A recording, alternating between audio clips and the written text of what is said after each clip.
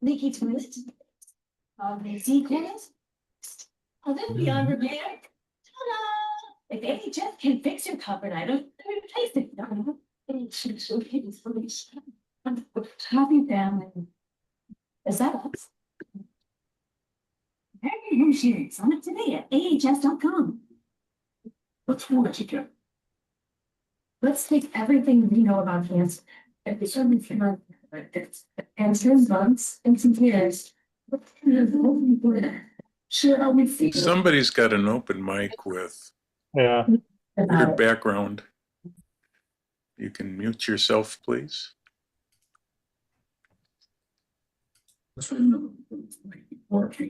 Linnea, did you send with the number? Did you send one extra one? I'm sorry, one extra what, Pat? Pizza? Whatever. I just sent the message I sent to Liz last year with all the information. Okay. Yes. So if we need to add on one more. Yeah, remember we were talking about that because we came up a little short, or it could be short. Total number was 8 pizzas for 32 is what we did like 2 years ago. And that was the message that was sent on last year. Okay. Yeah. And it seemed like people were, how would I say, being very kind and making sure everybody got one. So we should look at, say, 9, correct? I would think that would be good.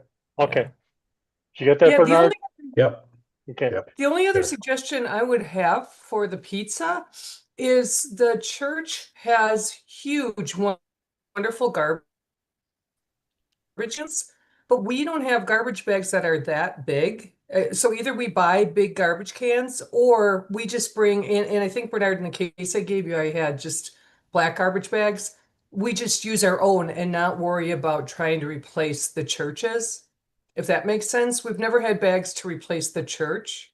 I know it sounds trivial, but I've always felt bad. If that makes sense. I can bring some 55-gallon ones. That's probably what they're using. Real big, yeah. Perfect. Because that's what we use at the park. So if I can remember that, I will try to throw a couple in my truck. Yeah. Just put that in your steel trap mind. Yeah. Okay. Are you available tomorrow afternoon? Yeah, I should be. All right. I gotta call you on some membership stuff. Okay. Do I need to bring anything more than what's in that crate or tote that you gave me, Lenny? Oh gosh. You know what? Just kind of survey it. Basically plates, cups. I think it's pretty good, but I'm not going off of my memory ever.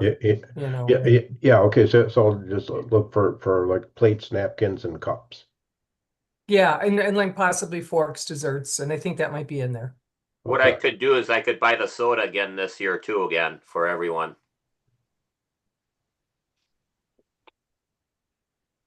That sounds good, Clint. I think Linnea did buy a couple extra too in that. I think 1 or 2. I think you stopped, run to the store real quick too. Yeah, for garbage bags. And I did pick up 4, but I do think we had a couple extra. Okay.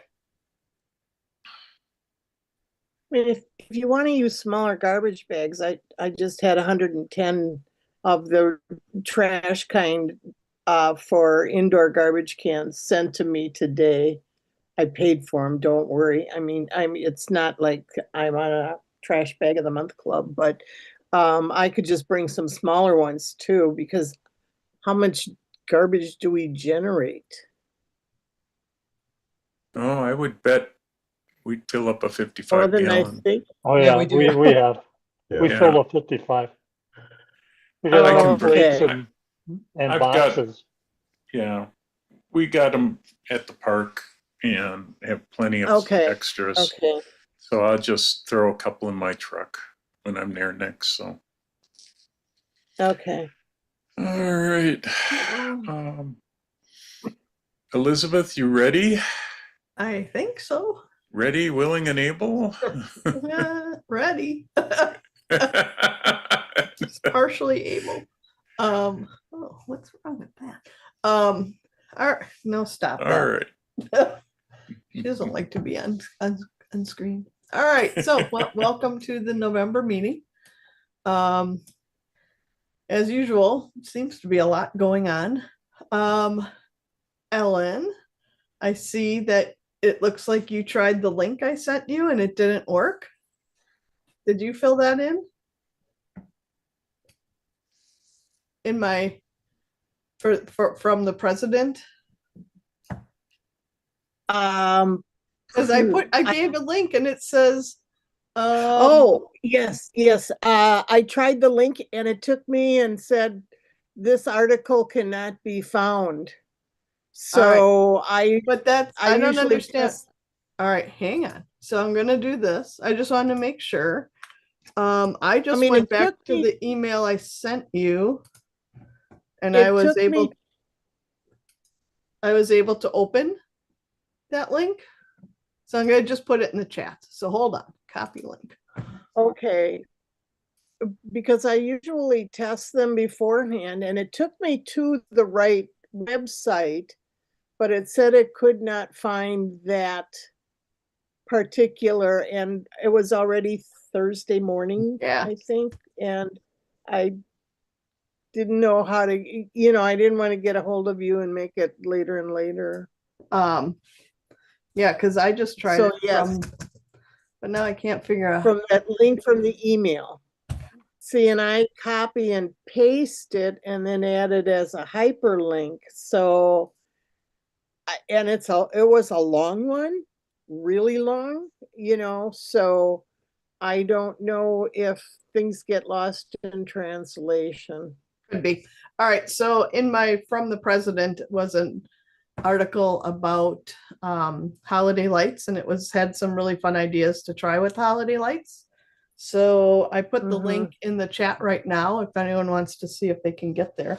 I did just try it and it worked, but it's not very long. So I'm thinking something happened, Ellen, in sending it to you somehow. Oh, okay. Because I tried. Yeah, that's fine. And rather than just, oh, damn it.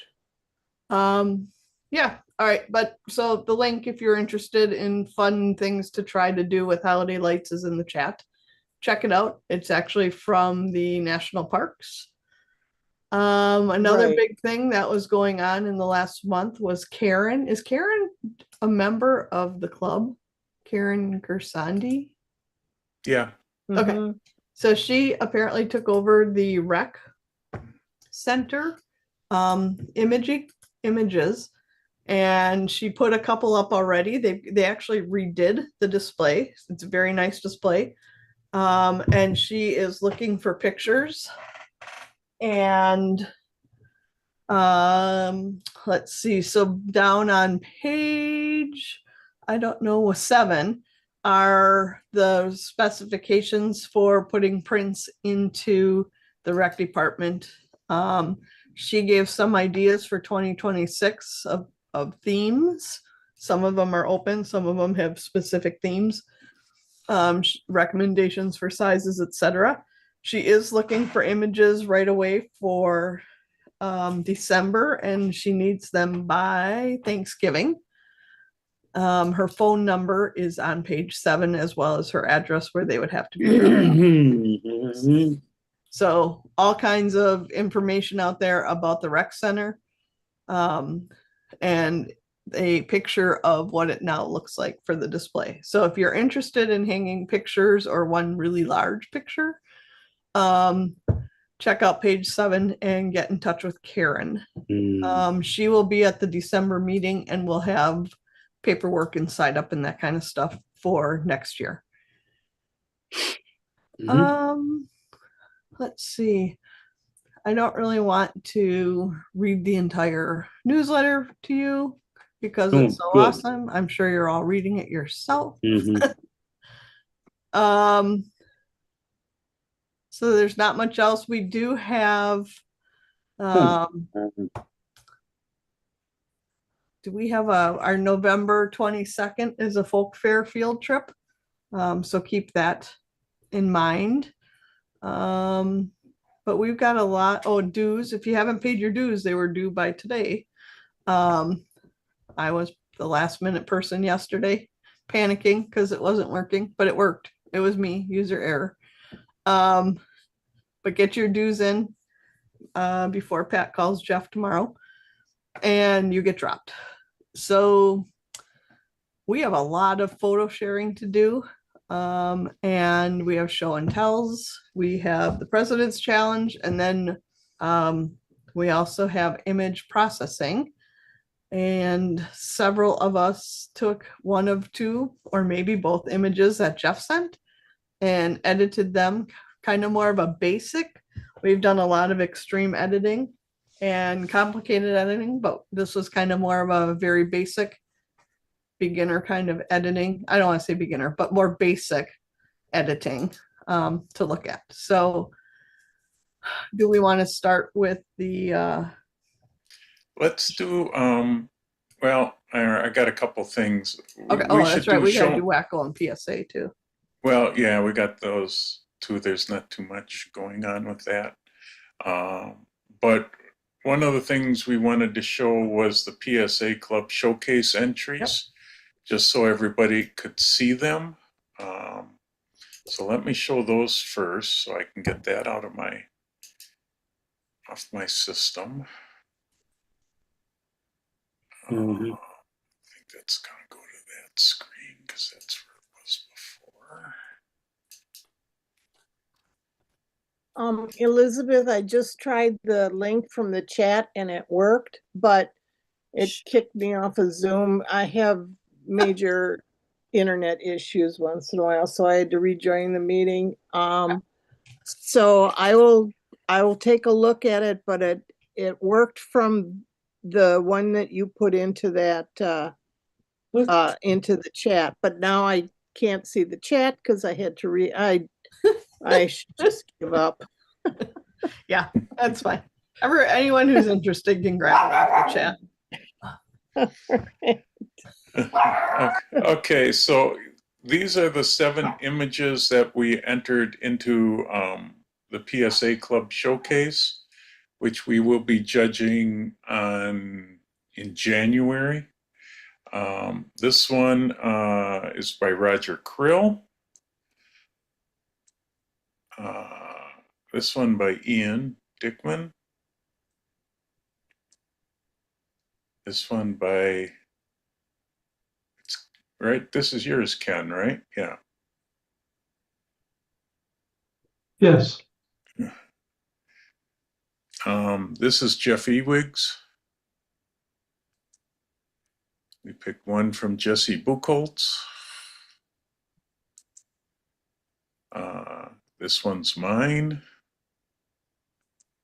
And the last one is from Jane Hirst. So these are the 7 images that are going into the club showcase that gets judged by all the different PSA camera clubs here in Wisconsin. So those are the 7 images that we submitted. Yeah, looks like I don't send anything in again. Pardon me? I didn't hear whoever said that.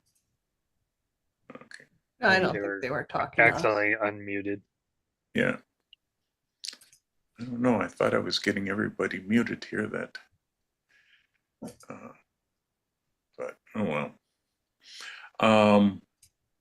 So that's the PSA Club showcase images. All right.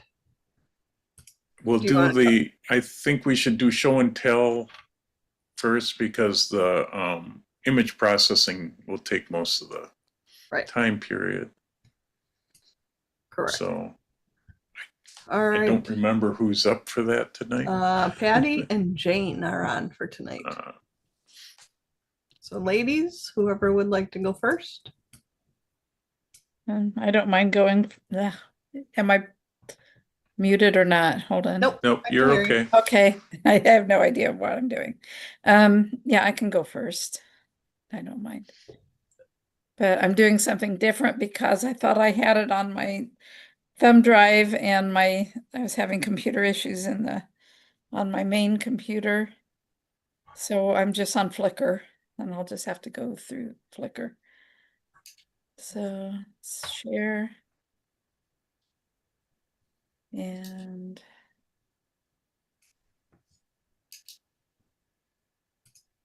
okay.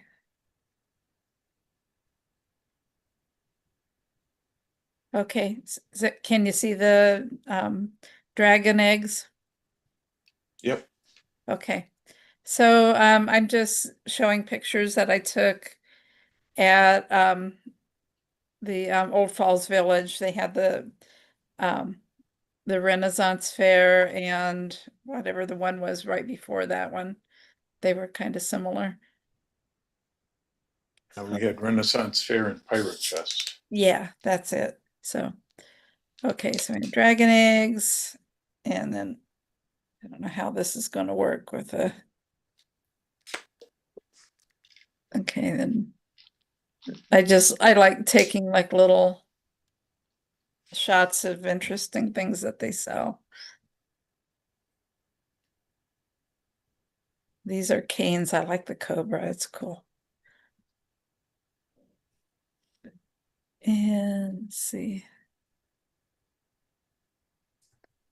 So I'll just kind of, I wish it would just center these instead of having to bump them around a little bit. Patty, did you try clicking the full screen icon on the right there? It's right underneath the dog's picture on the right. Keep going right. Hold on. Going right Keep more. going. Well, the people are all on the right. How do I get rid of them? Oh, We don't see the people. It's Yeah. behind the people. You should be able to drag the people out of the way. Okay. Oh, there they go. And now there's like an expand button all the way on the right side of your Ah, screen. okay. It should put it in the full screen so we can see There we everything. are. Okay. How's that? yeah, That that looks looks better. Make That the looks good. people small. Okay. Thank you. So I'll just like flip through just different shots.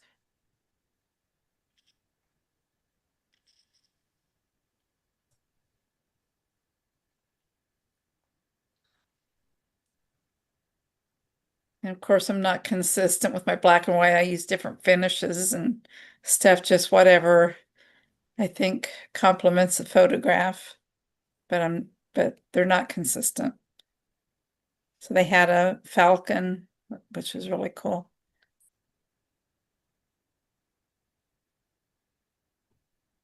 These are guys that cut geodes. Yeah, my favorite guy. Yeah. This was my favorite person there, the self. She was so cute. Then this, yeah, that's different. And random dogs. This little kid was awesome. He was like the best swordsman in the whole place.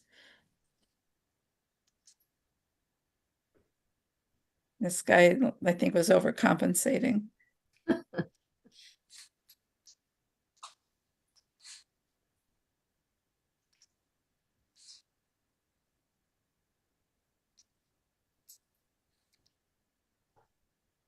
These, what are the Bounding Mane, the singers.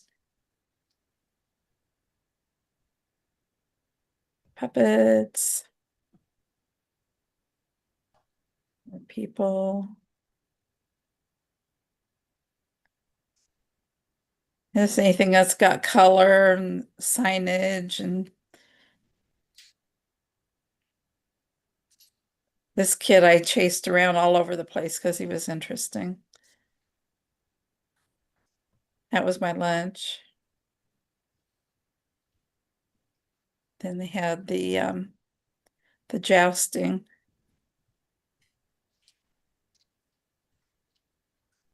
People got into the sword fighting. And the nights, another night.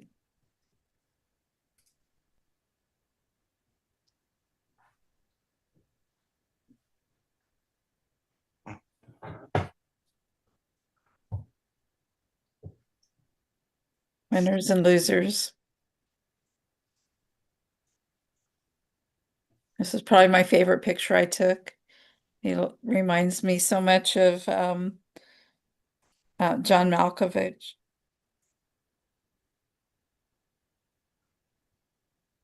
Then this one is from the Pirate Fest starting here. Just more stuff that they have for sale. They had no tarantulas, just jumping spiders.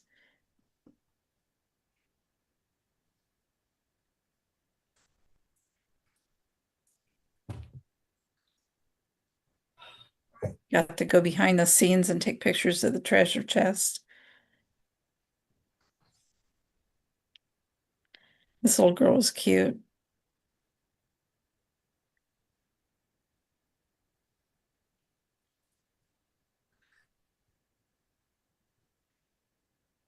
It's like the colors of these swords.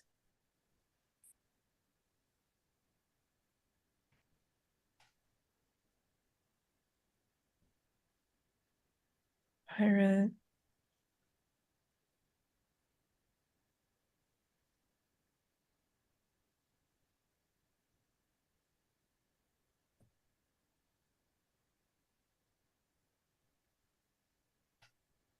This unknown species here.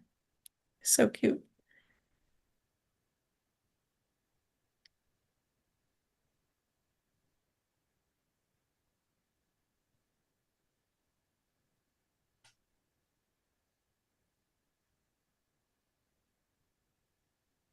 Pirate of the day.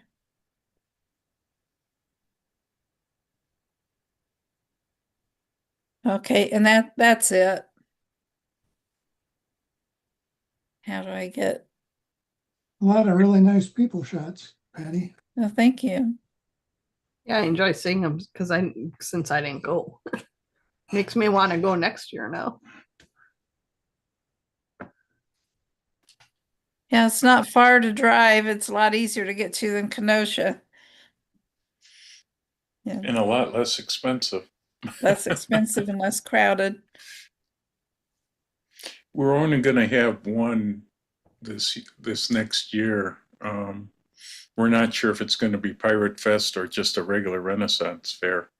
But the way the weekends fall, we're only getting one weekend to be able to do it. So, although we may have one in spring, we're considering that. So we'll let you know what happens. Yeah. Well, it's a nice event. Yeah, it draws in a lot of people. All right, Jane, you ready? I'll give it a try. All right.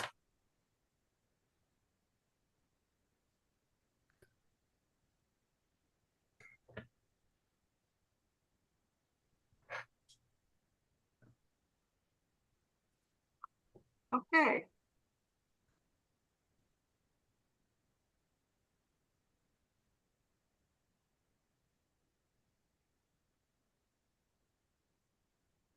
So I kind of had to reach back here because I'm not out doing photography as much as I used to.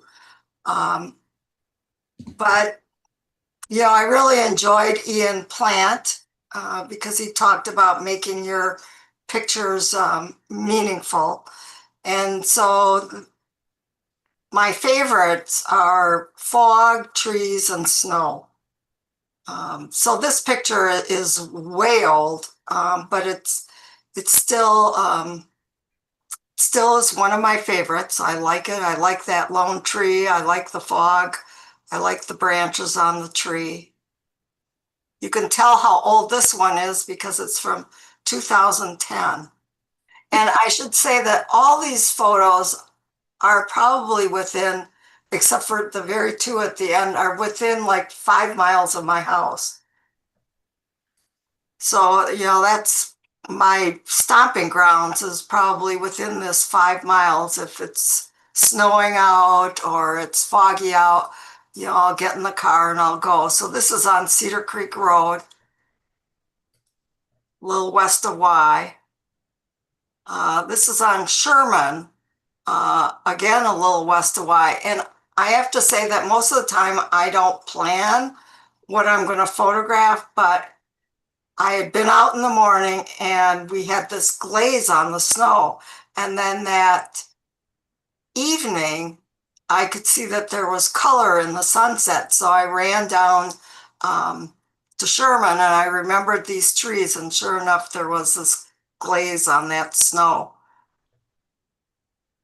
One of my favorites over at Cedar Creek Park in Cedarburg were the ducks hanging around on the river. You know, and you think things are going to last forever, but Landmark Supply used to feed the ducks, and so there were always a lot of ducks. Now they're not allowed to do that anymore, so most of the time there aren't any ducks there. This was actually my backyard many years ago. All of those trees have succumbed to the emerald ash disease, so they don't exist anymore. This was my backyard, and yeah, especially the big trees are all gone. This is not far down the road, down Horns Corners in a little subdivision. This is Granville Road, north of Cedar Creek Road, almost to Pleasant Valley. This is in Port Washington, up in Upper Park. This is on Bonnywell Road between Cedarburg Road and 76th Street. And this one is in that same location, but they're different years. This is that same location. This is Covered Bridge Park in Cedarburg. And this one is that same park, different view. This one is actually West Bend in the cemetery, west of Walmart. And my morning walk on Horns Corners Road between Highway 60 and Sherman, the Blue Barn, a couple of pine trees, or I guess they're tamaracks on Horns Corners. One of my favorite trees on Horns Corners. And interestingly, this farmer took down this fence. So this is gone now, as so many things actually change. Still Horns Corners. And this is just to the left of where that fence was. And now you can kind of see all those trees. It's a nice view. And this fence is all gone, or most of it. I think it ends around here. On Horns Corners, a house is in the background there. And you know, here I even find the snow tracks attractive in the hills. This is down that same subdivision. This is over at Mequon Golf Course. In Mequon. The snow was really flying that day.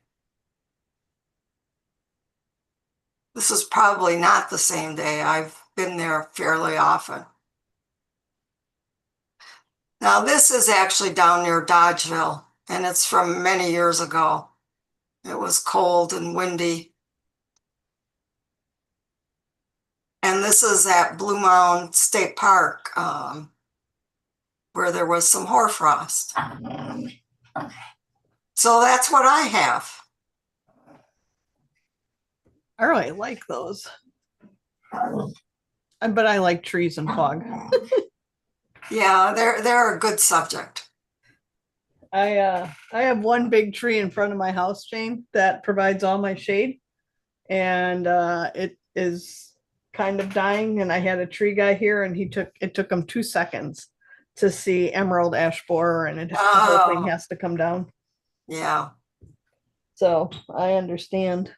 Yeah, I think we've taken down 100 trees, Oh, and we have many with no tops along the highway.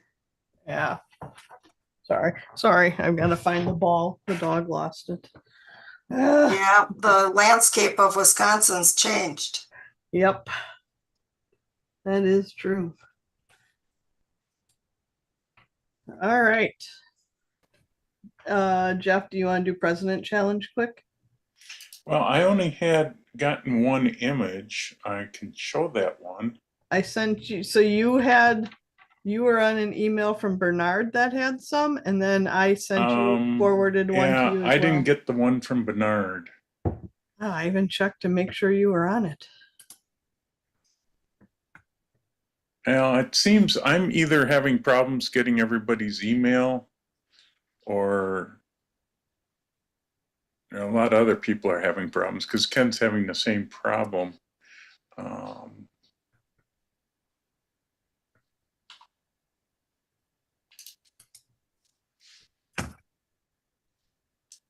Just an FYI, I did put all the pictures I received from those who sent me pictures. They're all in the newsletter, so I didn't leave any out. So there were about 3 or 4 people, I think, that sent 3, Joe Higdon, and I can't remember. Yeah, so I didn't get those either. I saw in the newsletter there were a bunch more than I received. Yeah, I got just that one you sent me, Elizabeth. And then I was so busy I couldn't get back to you. Well, right, well- I think part of the problem is I did send out a reminder, but I can't remember if to send the pictures for me for the newsletter early, but I don't remember if I made sure to make sure that they send them to you as well. Because when I was sending you pictures or forwarding them, they could get lost, and like I said, with my internet, sometimes it's really difficult for me right now to send all of some of those are pretty, oh, I know, I was having trouble with Photoshop too. Jeez, this has been a crappy month.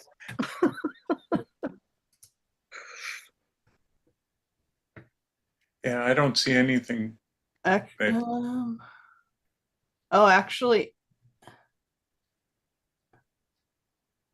Ellen, looks like it came from Ellen. She forwarded on October 25th.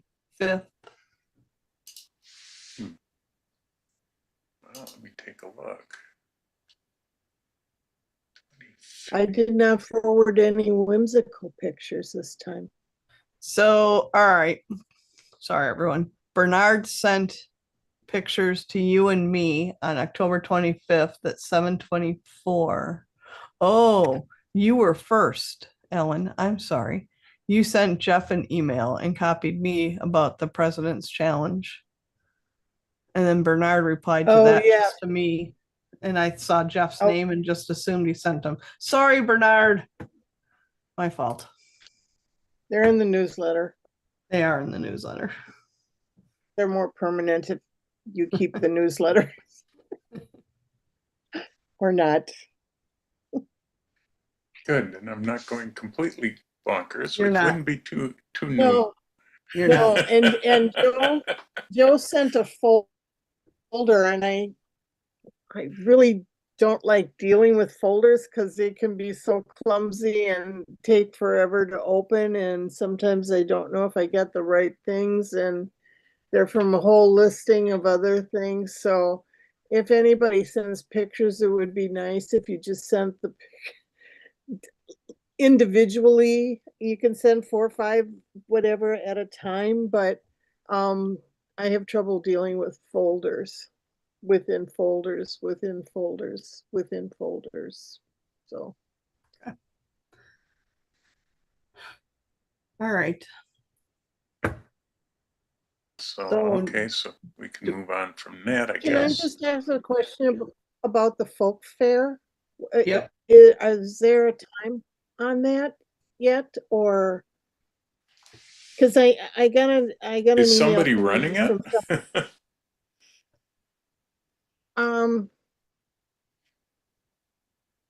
I thought, who usually goes?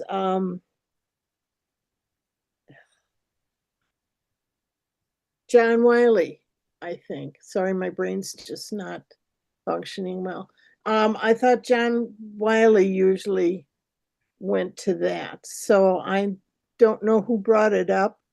The only reason I ask is because there are people who do not do the Zoom. And I said that I would send them information because since they don't do the Zoom, and I explained to them that sometimes we have a date, but we don't necessarily have the details, and we'll decide those at our monthly meeting. So I said I would let her know, and I just was wondering if it was just going to be an individual thing or whether there was someone that was actually leading it. I'm not sure.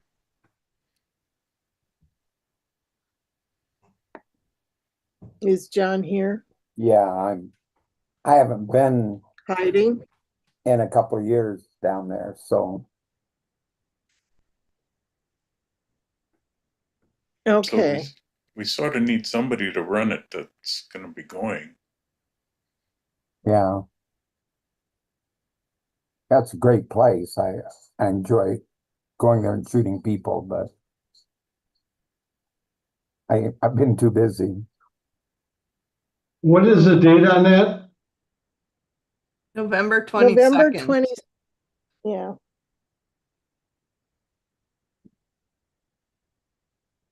I usually go to that. I haven't gone probably for a couple years either, but I was thinking about going this year anyway. So I think when we've done it, we've just basically showed up and everybody went their own way anyway. There wasn't any like people getting together and meeting up. It's like everybody just scattered as soon as they got there. So it doesn't that- have to be a very organized thing. That is a day for So digital forum. Pardon, I couldn't hear.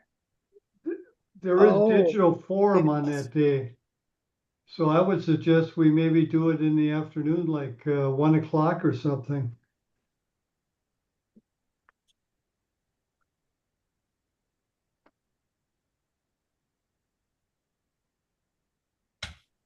Yeah, And it I goes need, on all weekends, doesn't it? So you could go either Saturday or Sunday.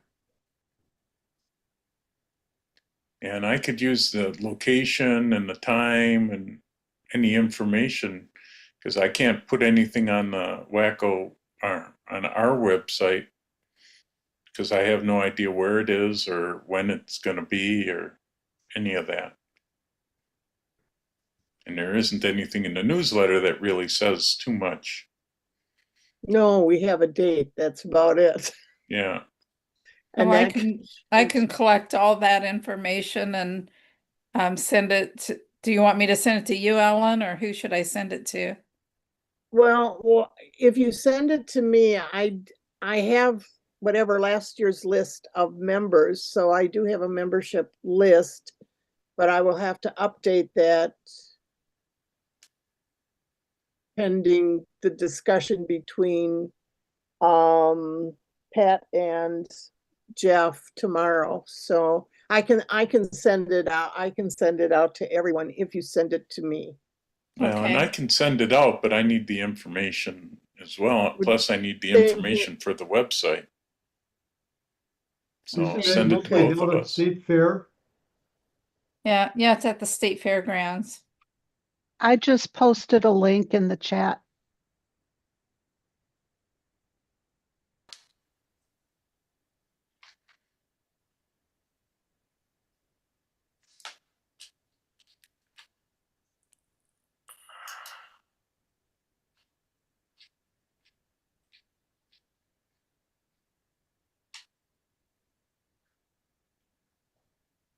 And there's also a little park of horrors. No. No, that in that was October? my mistake. Okay. Yeah. I'm like, God. wait, that doesn't make sense.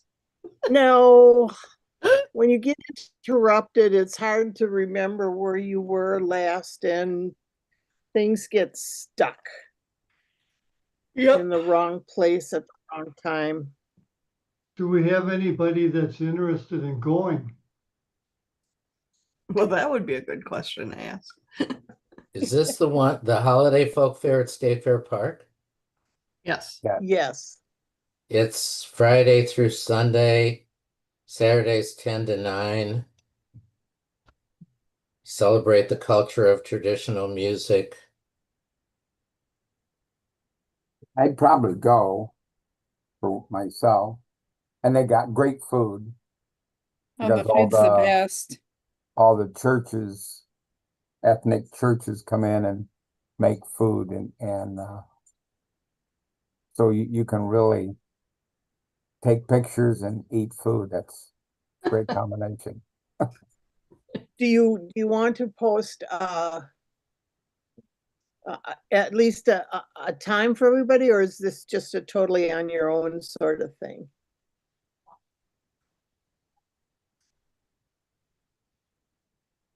I'd probably go in the afternoon if I was going,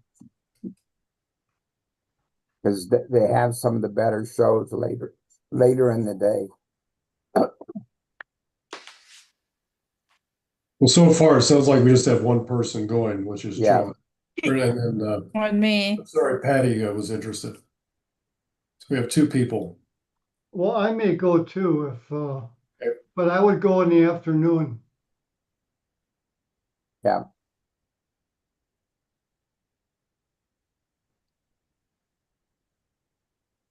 I'll put it Yeah. on the website calendar for Saturday afternoon, and now Yeah, it'll be on I guess there. if a couple of people want to get together, I could always get a hold of Ken or reach out to Patty, either one, and tell them what time I plan on going. I'm not sure at this point. And if there's anybody that wants to ride down with me, yeah, you're welcome to.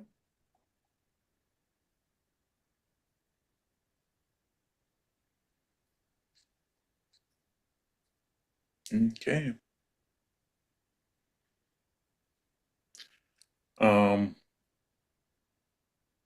Let's move on, I guess.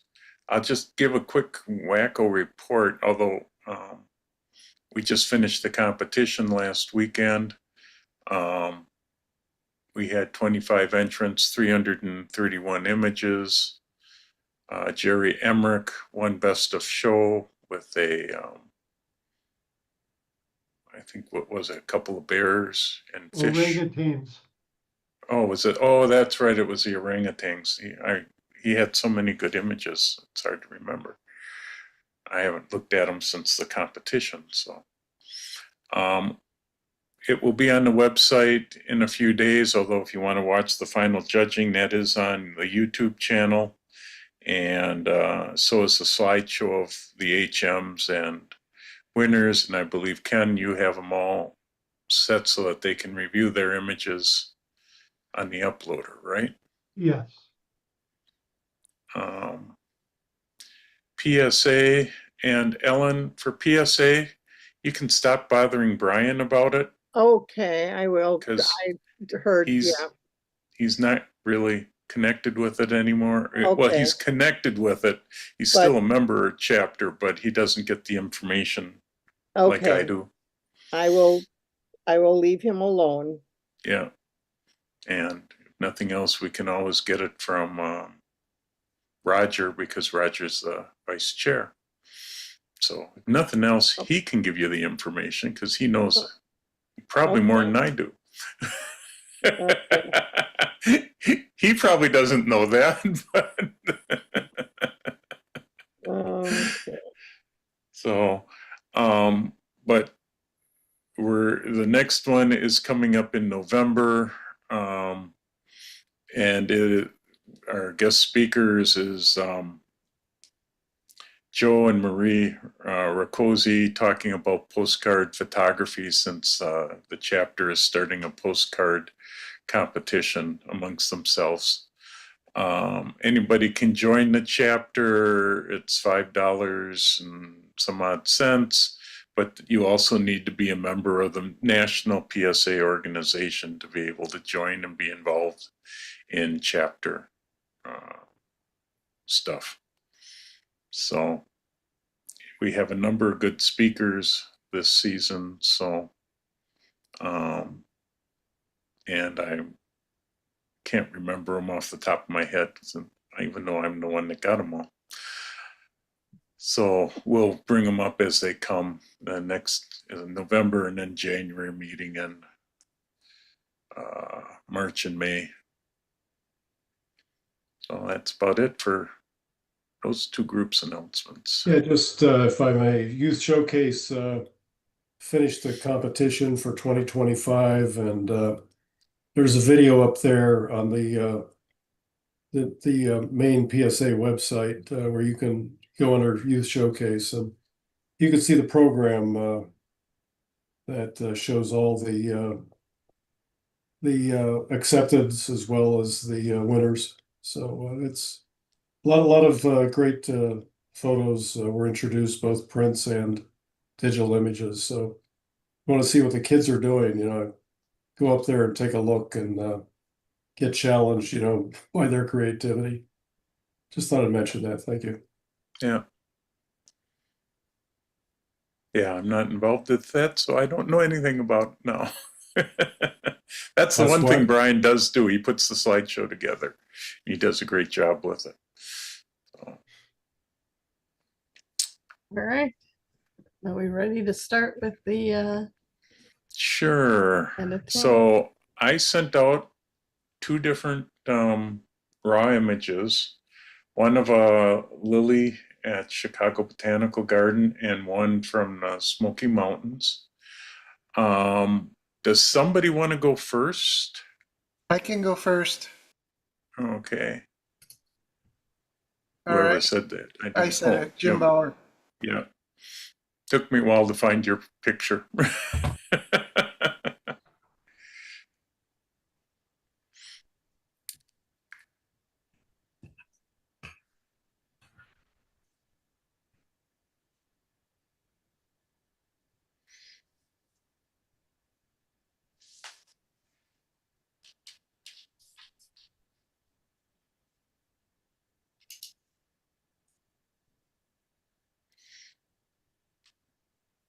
Everybody see my Lightroom? Yes. Okay. Yeah. This is the way I process most of my pictures. Okay. So here's Jeff's picture, the way he gave it to me, or gave it to all of us. I go fairly fast with these.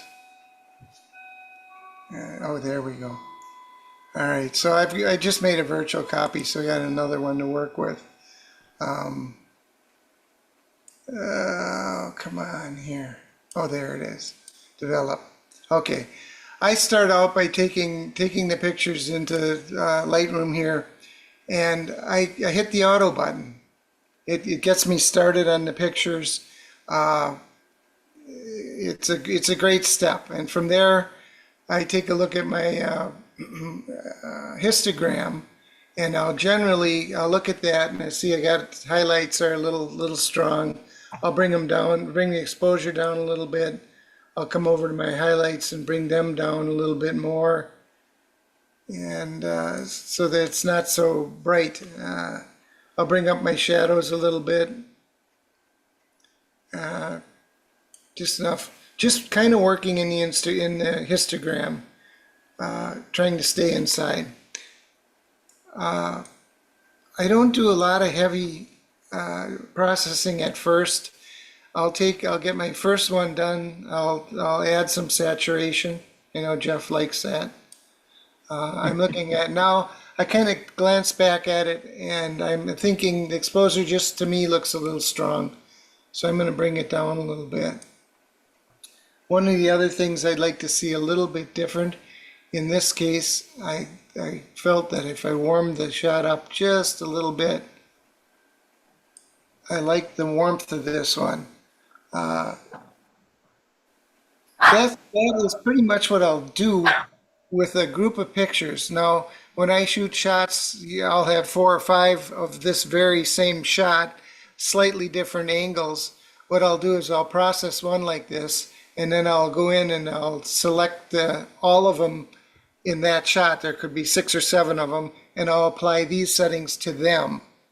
Then what I'll do is I'll go back later after I've developed everything in the library. I'll go back and pick out the ones that I like the best, and I can refine them some more. So basically, what you just saw was this one, and what I ended up with a little bit, going back in and doing a little bit more, was something like this. I noticed I warmed this one up a little bit more. I didn't like the coolness of that. So that's what I did with that one, and I'll do that with all of mine. It doesn't take long. You can do them in groups. Like I say, groups of the same like subjects or whatever, and it works out real good. The flower shot that he did too, this one I don't have to run through the things, but here's your shot. Well, I can. Develop. I would take this, I'd do the same thing. I'd come in here and I'd hit the auto button, and then I'd take a look up here. I want to brighten it up, the whole thing up a little bit. Highlights, okay, leave them where they're at. Bring up my shadows. The flowers, I like to generally add a lot of color. And this one I went in, I took a little bit further. Oops. I wanted to do a little bit of vignette in there. And I'll just come in and bring in some vignette. Pretty much like that. One of the last things I'll do after this, say there were several shots of this flower, I'd put all of these, all these settings on the same as the rest of the shots.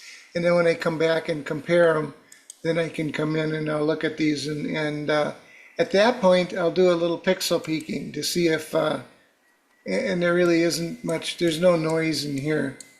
And I believe that hang on one second.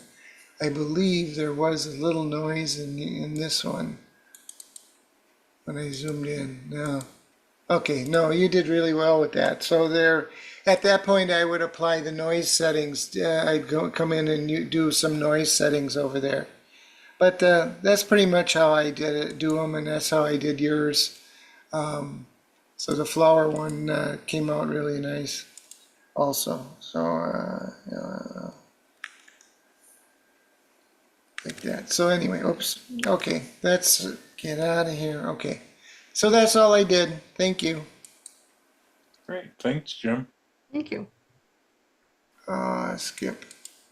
There we go. Stop sharing. Okay. Who wants to go next? I can do it. Okay.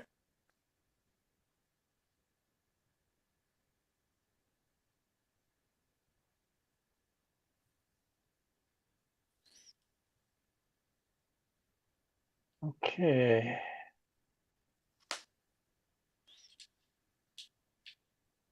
Okay, I did mine. I need to get rid of get rid of this here. Okay, I did mine in Lightroom Classic actually, and now that I'm on my laptop, I just was able to connect to my network, and I'll just use Lightroom Classic here, which would be basically the same, or the Lightroom, regular Lightroom. So I got the original photo, and what I did is I went into the landscape portion of it under masking. If I can get to the masking here. Okay, under landscape, you can, It's detecting it right now.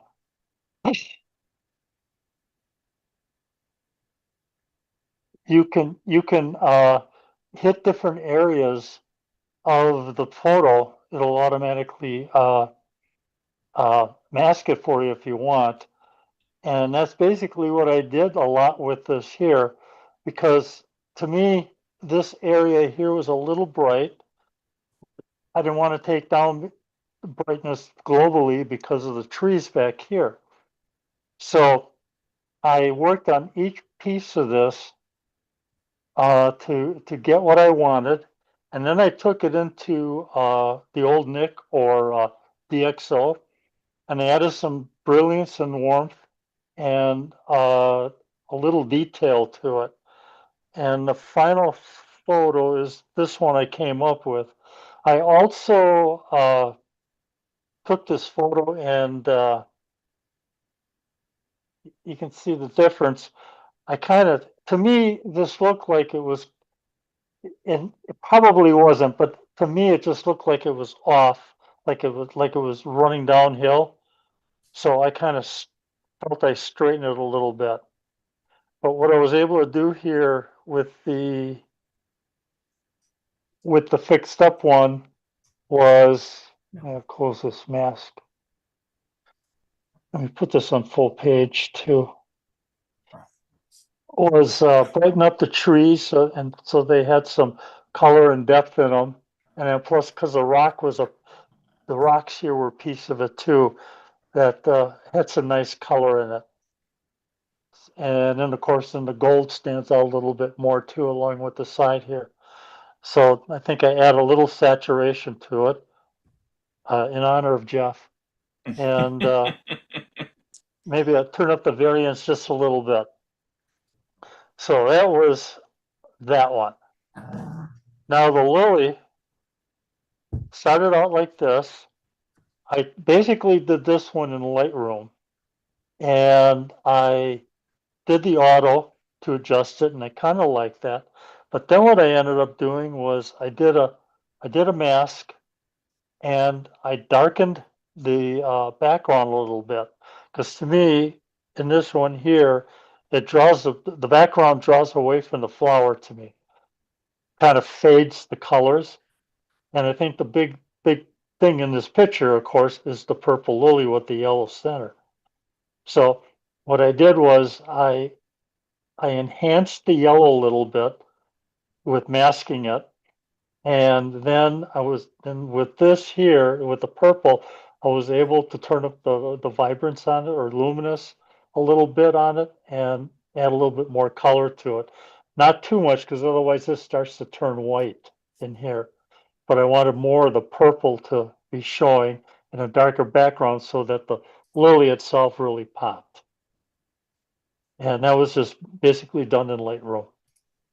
And that's pretty much how I do a lot of my stuff. Is I start out in Lightroom, and I do a auto. You see once how it is, and then go from there and then start adjusting from the auto. And if there's things that I don't like in there, if I can't mask it well enough, or I don't get what I need, sometimes I'll take it into Photoshop, or sometimes in the DxO. And those were my two. Nice. I like Great. that landscape idea on the, I don't know why I didn't think of that on the other one using Yeah, the this is landscape pretty. mask.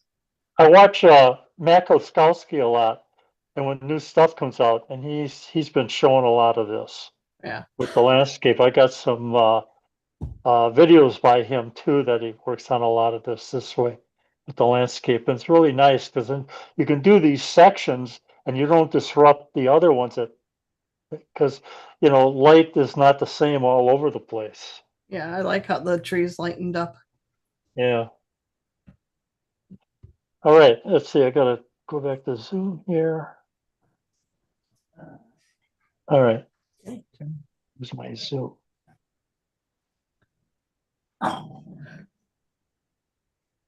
Yeah, I hate when you lose your escape.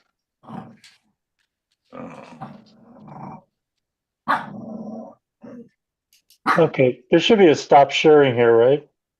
Yeah, That's the problem with this. I don't know why. I can kick you off here, just there. Oh, it'll be quicker. Okay, thank Yeah. you. I know it gets hidden.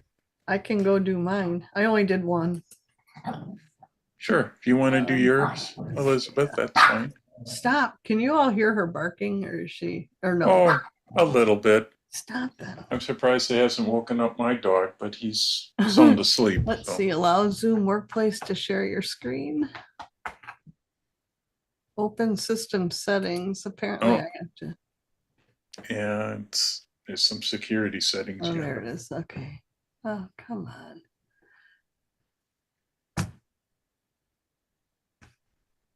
All right. Zoom may not be able to record the. Oh, yeah, don't worry about that. I think it'll be okay. Okay. All right. New computer. Oh, here we go. All right. All right. So here is my let's see, bypass the system. Do I have to, I don't know. Do I have to do that? Just hit now? allow. That's fine. I think I can get around it. All right. So I have Lightroom Classic. I did not. Okay. I did not do the flower. So this was again the original picture I got. And I'm only going because mine's gonna look similar to everyone else's. This was my first edit. But I don't start with, let me get rid of all of you people. I don't go to auto first. My first thing is I pick a profile. Actually on the, I don't know how that ended up a PSD, but when I'm in here, I'll pick a profile and I usually come down because I have Fuji. So I have like all my Fuji, although these are yours, I think. Yeah, because it was a DNG. So I always start though by picking a profile instead. The new adaptive colors and adaptive black and white actually work really well. I'll just show you this quick. And then you can actually turn the amount down and up. So if you've not played with that, look at the adaptives because they also have an adaptive black and white and they actually start pretty well. Anyway, so I did straighten it as well.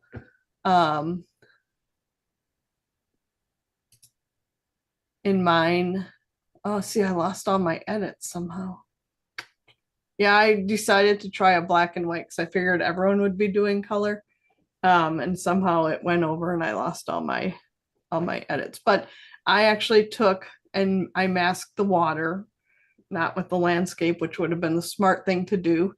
And then I did a linear from this corner up to lighten out here a little more, but darken down around here. Also kind of lighten the trees a little more and bring out the colors. And it was kind of fun because in Jeff's original, there was a whole lot of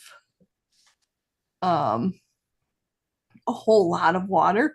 So I thought, well, I'm just going to see what happens. But look, you can like get rid of half the water if you move your DA slider. So that was kind of fun. So I did get rid of, I put it probably about here when I was doing it. I did texture and clarity, not on the water, but on everything else as well. And then I did warm it up a bunch, not a bunch, a little as well to help get the colors to pop. So then because I just renewed my NIC and went from version 3 to version 8, I thought, hey, look at this. I'm going to try doing this in NIC. So I also did a little black and white one quick. I actually just took my edited one and put a filter on it and pretty much up the contrast a little and called it a day. I do put a little vignette, no more than -11 on each of them. It just does a little. It's not real obvious. But yeah. So those are my edits. Like I said, I didn't get to the flower. Yeah, it's pretty good. Elizabeth, did you say one of your pictures you lost the edits in it? Just right now they lost, or you lost them? No. So I went and did the landscape one. Okay. And then I tried to take it with the edits into Nick. And something happened there. Oh, it didn't like, it was trying to take it as a PSD and it didn't like it. So it brought it back, but then it didn't show me my edits because it brought back a new PSD. It was just me being in a rush. That's all. Right. User error, guaranteed. Who wants Jeff, to go next? I can do mine. Yeah, go ahead, Ian. I don't remember who all did it, so that's why I keep asking. I lost that sheet a while ago. And I just closed it out of the newsletter. It wasn't there.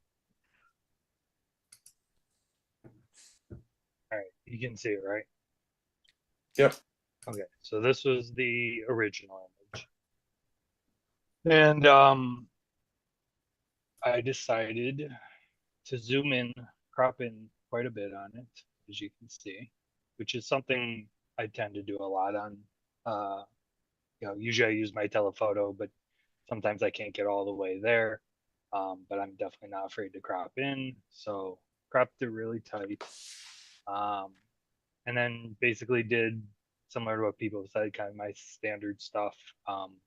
White balance, I played a little bit with outside of a standard, daylight, whatever.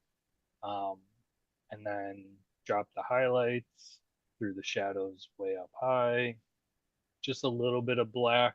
I have a little bit of clipping right here in the corner, but I don't care. It's just like a dark corner. Up the texture, up the dehaze just a little bit. Nothing crazy. I like that over clarity because clarity tends to desaturate. So I tend to do texture and then maybe a little dehaze. I left vibrance and saturation alone. I did pull the tone curve just a little to brighten things up a little. I played with the hue and saturation. Colors where I usually play the most in my edits. In this one, I'm playing with luminance because of the blues and the green back here in the background and some of the colors. So you can kind of, if I toggle it off, toggle it on. I have a very purple image and I end up with more of a bluish orange image. Color grading is probably my favorite panel. Dropped the mid-tone luminance a bit because otherwise it's a little brighter than I want. And then blue in the shadows, orange in the midtones, and a little purple in the highlights. Those are kind of, I don't always do the highlights, but the saturation and the midtone are pretty consistent for my edits. Sharpened it. I didn't have to do any denoise because it was shot at ISO 800. And I have to do a vignette here because if I recall, I added my own mask because I wanted it. I don't have a centered subject. The subject's off to the right, so I did it this way to do my own, as well as one specifically on it. So I could boost. This is where I did boost the clarity, was on the center of the flower itself. And I love to play with the calibration slider. If I turn this off, very purple. If I turn it on, that's kind of how you get this, like, it almost looks like it's glowing effect and gives it more of a blue look.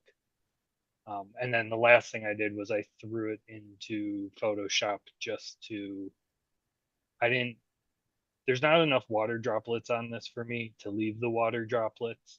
I found that the ones that I would leave were like, this is a really nice water droplet, but it distracts from the image to me. So I took out the water droplets. And any little imperfections. I had there's like a tiny little bit of another water lily sticking in here, so remove that. Yeah, so this is an image that I would end up with usually. Interesting. I like that crop. Thanks.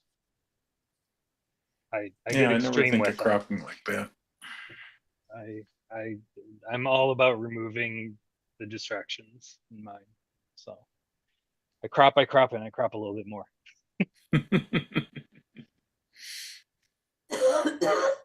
Who else?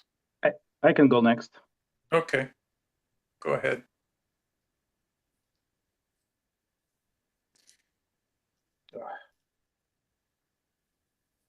One second.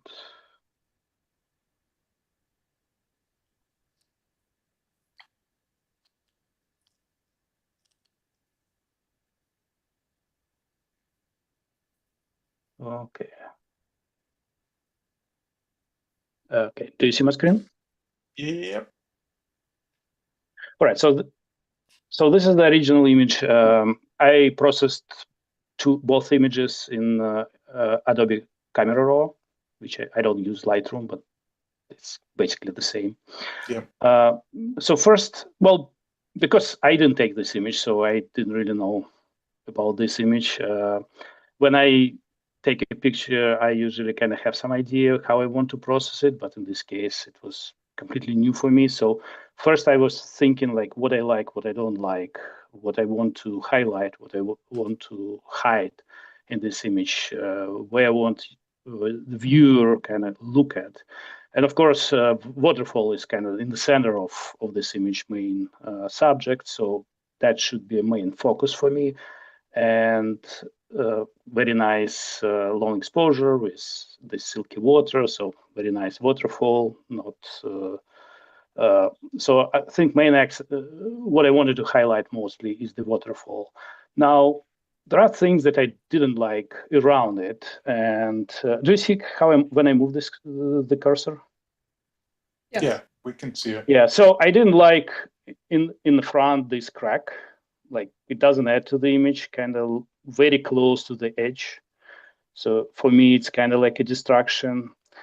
I didn't like this white water here, kind of also because it's kind of in the corner close to the edge. If it was somewhere in the middle, it would be much better. But here it's more like you kind of your eye go out of the frame when you look at this. Kind of similar this big rock cliff, like very bright, almost the same brightness as waterfall, but again, very close to the edge.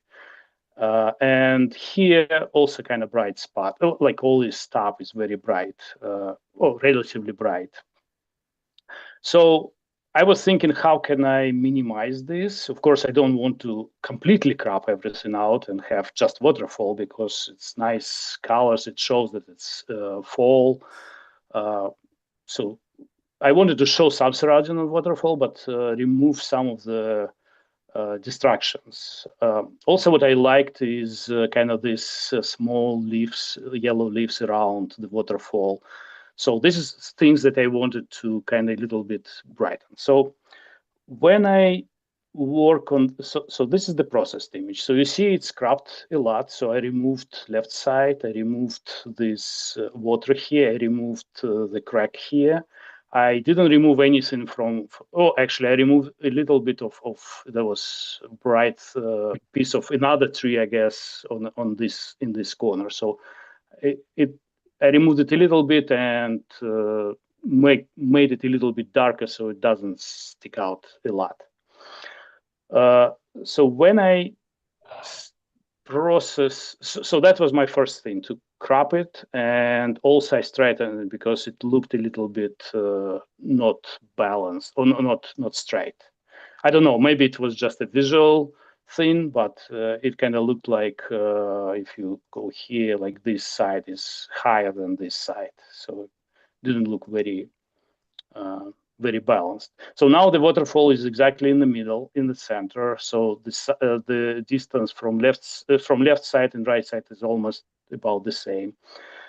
So global adjustments, I didn't do much with white balance, a little bit vibrance, a little bit that I usually do. With light adjustments, I increased a little bit exposure, reduced a little bit highlights. Kind of my general, I usually kind of do this way most of images. a little bit of contrast in effects. I also tend to add a little bit of texture and a little bit of clarity, but not more than 10 points for them.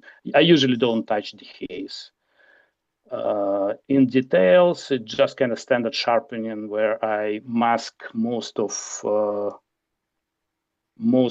detail. Just leave just the smaller details to sharpen, and I kind of tend to do radius to the minimum, detail to the maximum, and maybe drag this one is a little bit around 50, 60. Color mixer. So it shows that I did something. Oh, yeah. So I think what I did here, I removed a little bit green. So I just didn't want to put too much attention to the green foliage on top. So that's why I a little bit removed luminance, but also I did it a little bit more saturated, so it looks a little bit more bright. Not bright, but more kind of crisp, not completely. It was a little bit, how to say it, not out of focus, but a little bit kind of washed out. So that's all main global adjustments. But the main thing that I was doing is actually local adjustments. So I have like 25 or so local adjustments. I will not go through all of them. It will take a lot of time. But basically, what I did is I darkened the bottom of the image because it was too bright for me. But it kind of it becomes a little bit brighter closer to the waterfall. In the waterfall, I kind of played with texture, and you see it becomes a little bit. So if I remove all adjustments, so it's kind of washed out and very flat. So now it has more details. I added a little bit of blue color to the water. I think it looks better. So I kind of added adjustment to different parts of it. I also was very careful. Some part of it, like this piece and this piece, was very close to be completely blown out. So I darkened them a little bit so they are not they didn't lose a white color, so they are not completely blown out. Yeah, I always kind of keep an eye on blinkies and with this. I don't really look at histogram. I don't know. Probably I should, but I don't pay much attention to it. Just see how I like, and I see where the highlights are going too much or too dark. So then other adjustments, as I said, the top side is was dark. So I was bright. So I basically, as you see, I darkened almost everything around the waterfall, including the foliage here. And I made sure that this yellow tree, even though I like it, but it's kind of sticking out in the wrong place for this. It's again like close to the corner. It's kind of off balance. So I decided not to make it too bright, but it still kind of shows that there is it's a fall. But I highlighted all these leaves around the photo, so they're a little bit brighter. And I usually for such adjustment I use kind of color picker and some brush to kind of intersect it with brush, so it shows. It's kind of difficult for me to find this specific adjustment here, but you see this all kind of adjustments that go to different parts of the image, and most of them are luminance or color, and with the brush to just localize it to specific spot that I wanted to change. And yeah, so that's kind of main thing that I did in this image. Yeah, there you go. Okay. I also did a lily. So this is and my approach is kind of the same from that perspective. That for me, lily itself is the main subject, and I wanted to highlight it, and the rest. I didn't really like this piece because it's very bright, and this piece because it's also very bright and it's kind of very complex too. So there are a lot of small leaves, bright color, very contrasty, a lot of in the water, a lot of shadows. So they're kind of distractions for me. I tried to do a crop that would have just kind of lily and this piece, but then I noticed that I constantly look either on flower and then to this kind of branch and then back and forth, and I cannot focus on one thing. So I decided to crop it very tight, not as Ian did, but so the lily in the center and just some and basically that's it. So I removed all those distractions. I couldn't remove of course this piece completely, but what I did is adjustment in local adjustment, just made it not to stick out. So it's brightness is the same as all other leaves here. So here global adjustments kind of similar to what I explained before, but local adjustments, this is the main thing. So this adjustment, this is where I made it darker. I highlighted lily itself and made it a little bit brighter. Then I highlighted everything else and made it a little bit darker, so it kind of stands out. The flower stands out. Then this is the water where I made it much darker, so I don't see any reflections in the water. And the problem is that it's kind of dirty, and there are a lot of. If you look here, there are a lot of different kind of spots and speckles in the water, so I didn't want to see them. So this is. I actually made this drop a little bit brighter because I liked it. Then I did a little bit of dodge and burning on the leaves, so they on the flower, so it looks a little bit more kind of not so flat. So like you can see in an original flower that left side here is a little bit brighter than the right side, so I just kind of a little bit made it right side a little bit brighter and dark side of each of them a little bit darker, and made the center of this a little bit brighter too. So that's kind of probably did some small spot removal somewhere here. I usually do clone out small things that I don't like to kind of clean up the image. Yeah, so that's my approach to these two images. Yeah, really interesting. Yeah, Nice nice job. Ideas there. A lot of good tips in there. Yeah. Who else? I don't. I have Jim another one. Karofsky was going to Okay, do it. Jim, go ahead. Sure. Let me share the screen here. Yeah, this is going to be hard when I have to show what I actually did. I'll do it. And I think Bernard signed up too. I think. Okay. Yeah. All right, this should come in here now. And so the first thing I did, this is just Jeff's photo.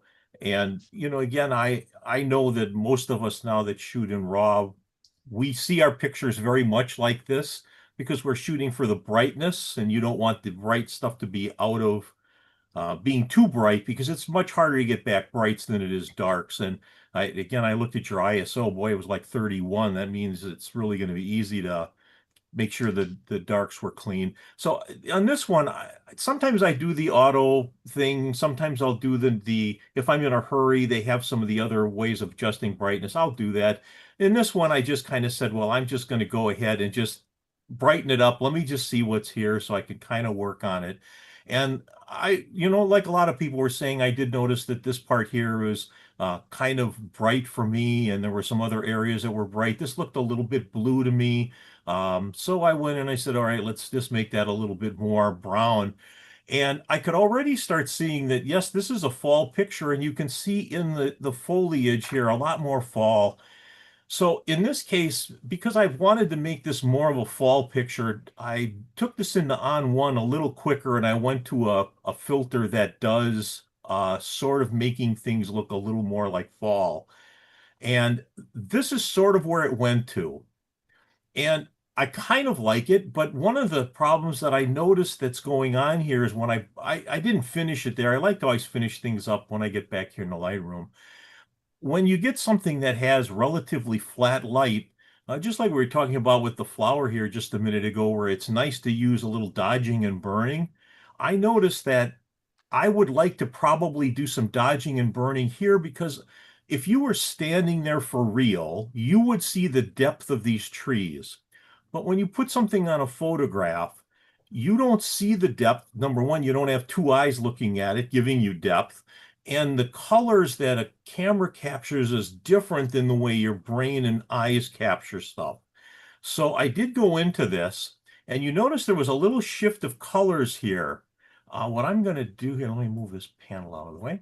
I'm going to just bring in, this is what you're seeing right here. This is actually where where I've exaggerated the brightness. That's really all I did. I just went in there and I said, well, I'm just going to make that a little brighter. And you can actually see that here if I do an eyeball thing. And I'm only trying to give it a little more depth, because again, you would have that if you were standing there. You just don't have it now. Then I start doing things with other parts of it too. Like I'm looking up here at the yellows up here. They're going to be a little brighter because they're up near the sun. Did some things here too where I'm just trying to get some color back. I'm trying to get this to look a little more variant, but I'm also trying to direct your eyes where I need them to go. I'm getting rid of the brightness of the rocks down here. And by the way, I did crop that in because again, I don't want you looking here. This isn't where the action is. The action really is here. And these things around the outside are sort of little eye candy for you.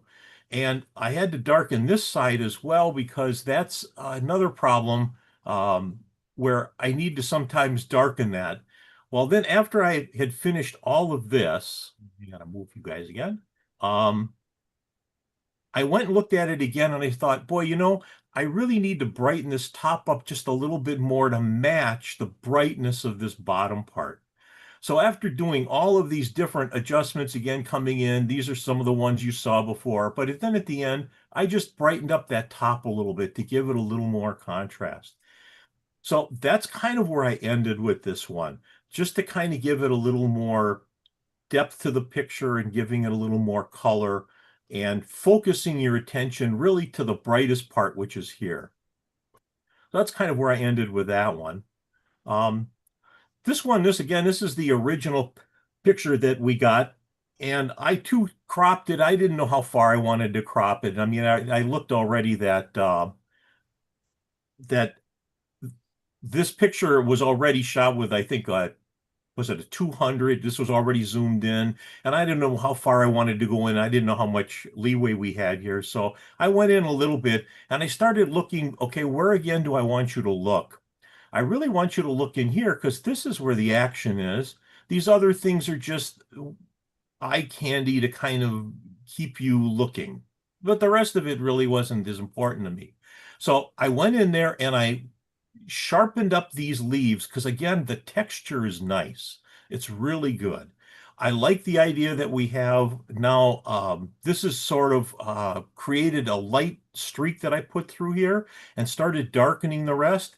And I did get rid of most of the little distractions in here. I didn't go crazy. I didn't have time to go on every one of these. But, like if I were to look at this now and I were to say, well, do I really want to, have these little things here? Well, again, these new brushes we have are so incredible where you just click on them, say, I don't like that thing. You say, remove it. And within seconds, all of these things are gone. They're beautiful. Then the very last thing I did when I was looking at it, I thought to myself, well, okay, I want to make it just a little more yellow, just to bring in the warmth of the picture a little bit. And I did sort of, when I finished this one, I was really worried that I was going to exaggerate too much the colors of this violet or purple, whatever you would call this color on the outside. And just for checking it, I don't know if many of you do this, but there is a soft proofing button that's worth if you think you're going too far with colors. Right now, that's the way a photo would look. If you printed this on photo paper, it couldn't produce those bright purples because those colors don't exist for a printer. So even though we have this for us, it looks fine on a TV screen. At least I know now I'm not too far off. If I printed it, the colors would still be all right. So that's kind of where I left this one. And I figured now that that sort of made some sense to me. Again, getting rid of most of the stuff. I left some of this in. Again, maybe just a little bit to show you the real ambiance of what was going on here and making sure you knew where to look. So anyway, that's kind of where I ended everything to, see what's going on. So there you go. Dang, I learned what soft proofing is. Yes. There's so many neat devices now that have in Lightroom and now or in Photo Raw, because those are the same. And now the stuff that's coming out in Photoshop, these things are just crazy good. So it's always fun to play with them. With soft proofing, you need to be careful because you need to have specific paper and printer profile to actually more correctly show what it will look like when you print. Right. And otherwise, it's not clear way. Sure. I guess I'm when you're doing soft proofing there, because I'm not picking the paper in the printer, although I can in that program. Part of the rationale for that is there's a huge difference between what we can do on our screens and what a printer can print no matter what. So that just gives you an idea that you're at least within sort of the gamma of the colors that you're looking to go to. So that's the reason why I think it's not a bad idea every now and then if you're really worried if you're pushing colors too far. And especially if you're doing photo, what's that, pro photo, where you can literally create colors that your monitor can't even show you and your eyes can't even see. So I don't, you can do some crazy stuff by accident if you're. So anyway, that's why that's not a bad idea every now and then check. Yeah, good idea. Okay, who's left? Bernard, I guess. Yep. I think you're the last one, unless I missing somebody. Okay. Well, I started out in Camera Raw also and was looking at some of the things that I would correct and just went through or down the list of the sliders to see what improved it and what didn't. And I was going to take out some of these leaves that were in the water and kind of brighten up some of the background and see if I could bring more detail or tone down some of the brightness of the water. And this is what I wound up with. And did some brightness and hue saturation and was looking at the histogram to see which colors were washed out and which ones weren't. And I wound up with the water. I took the blue out and it wound up turning coming out gray more so. And then I took out all of the leaves and some of them on the side that I thought were distracting. And yeah. So I just did the one picture too. Okay. Great. Interesting. Well, everybody always has interesting things and brings up some interesting ideas. Let me get this set up a little bit. Now, my hard part with some of this is the waterfall one. I processed 5, 6, 7 years ago. Let's see, I gotta make sure I get to the right screen here. Tools have changed a bit in that time. Yeah, there's a lot of changes. I probably would process it a little different, but the way that I came up with it back then, that was my final shot. So I wanted to accentuate the fall color. I know that I processed it in Lightroom. I then took it into Nik Color Effects and used Detail Enhancer and Brilliance and Warmth. And probably there's a foliage adjustment for fall colors that's in there that bring out the fall yellow colors in there. And I kept the water a little bluer so that it's the opposite of the yellow leaves, and it just makes the leaves pop a little bit more.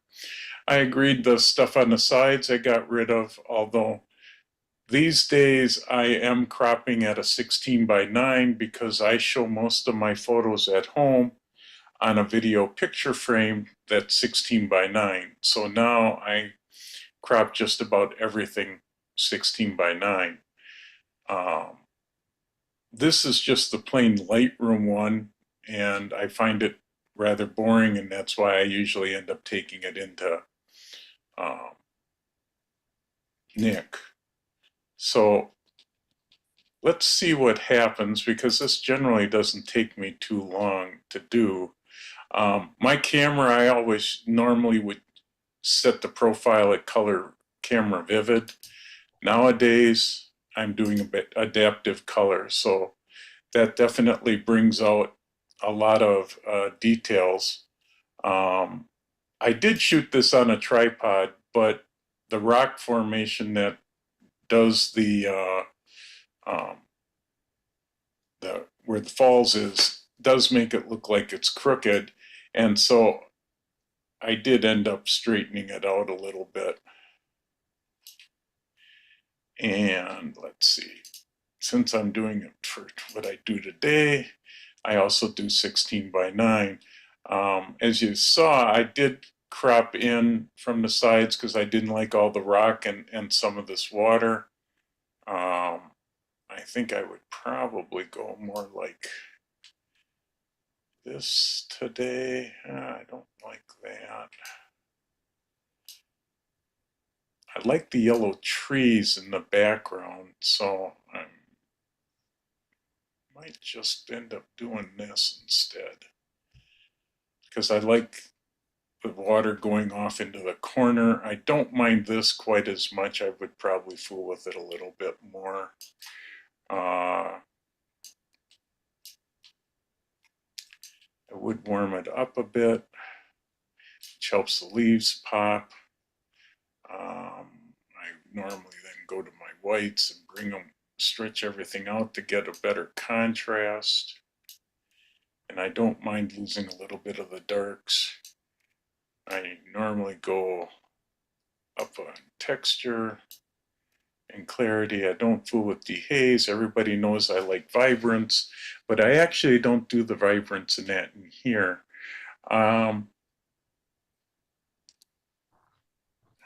I actually do not like the color, and I know this color was about a gray. So I think I'll go with that a little bit more.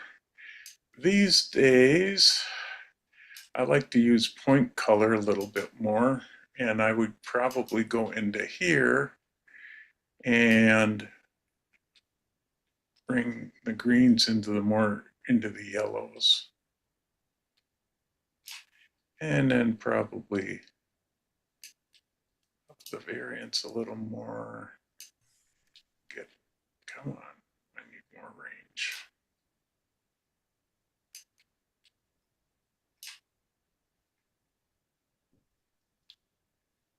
And there's the luminance that I want. Now the nice part is I can get this fairly close to what I want in Lightroom. I do see that the water's a little blown out, so we'll bring that down and bring the shadows up a little bit more. But I like to get it fairly close in here. I don't do a whole lot. I don't fool with sharpening till the very end, and I'm not going to do really anything too much more here in Lightroom. I am going to take this and go into color effects. And now we're using color effects 8, so, and this I think was probably color effects 4 or 5. And I don't need that. Later. Jeff, I'm not familiar with color effects. Is that a Lightroom or is that It's a Nick? DxO product. Nick Color Effects has been around for a long time. It was owned by a number of companies, and now DxO owns it. And what I like about it is that it's got a lot of good filters. Let me get to all the Nick filters. And I've got a bunch of presets that I normally use, but I'll go through these separate.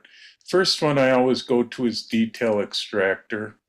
And you can see this is before and this is after. And it just brings out the details. And you can get to see a lot more into the shadows. And here's where I tend to bring up the color saturation. And that generally works pretty well. And you can see that it's brought up a whole bunch of detail that took sort of a boring photo and brightened it up. I then usually go to brilliance and warmth. And here you can up the saturation some more for that, and you can warm the image way up. I don't want to go too far. And you can see now it's starting to get these leaves to pop, and these are starting to look a little better. Now they do have, and let's see if I can find it, is their foliage one. And they've got a bunch of different presets, and sometimes it